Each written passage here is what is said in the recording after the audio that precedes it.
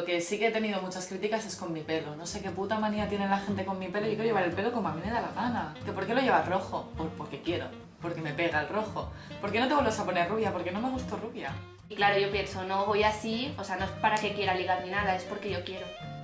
Bueno, sempre hi ha el típic comentari després d'haver tingut 2 embarassos seguits de bueno, a veure quan et reus el pes de sobre que has agafat amb els embarassos, però jo passo bastant d'aquests comentaris.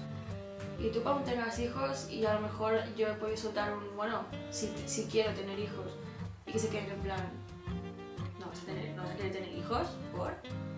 La part més negativa del masclisme és precisament el masclisme més silenciós, no? Que és aquest que està més integrat en totes les persones. No només en el tio més masclista, sinó en les persones que creuen que no ho són. La meva mare va decidir, des que nosaltres vam començar a sortir, que ens venia a buscar allà on siguéssim alhora.